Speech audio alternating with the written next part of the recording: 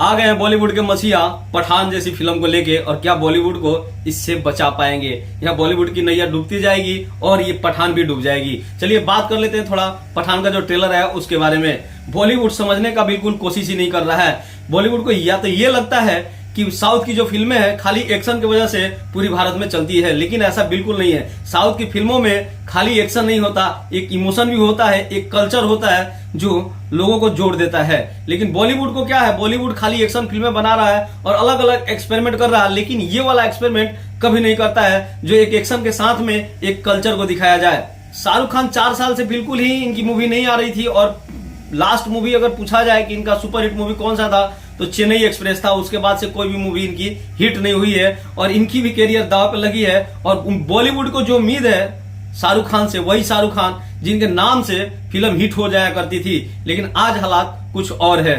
1 minute 24 second का ये trailer आपको कुछ समझ में नहीं आएगा, बिल्कुल ही समझ में नहीं आएगा, क्योंकि इतना फास्ट स्क्रीन चलता है और पीछे से जो बैकग्राउंड में म्यूजिक होता है वो म्यूजिक के ऊपर पता ही नहीं चलता है 1 मिनट 24 सेकंड कब खत्म हो गया।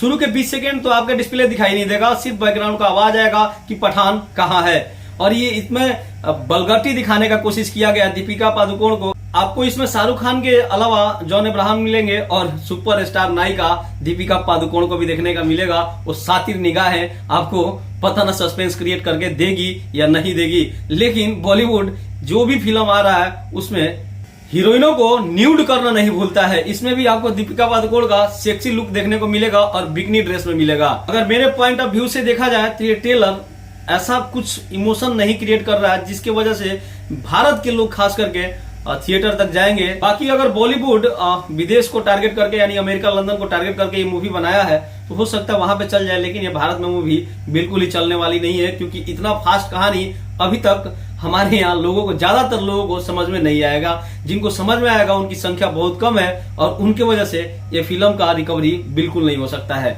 ये मेरा पॉइंट ऑफ व्यू था पठान के ट्रेलर पे। आप लोगों को कैसा लगा आप कमेंट बॉक्स में जरूर बताइएगा। वीडियो पसंद आया तो लाइक करिएगा।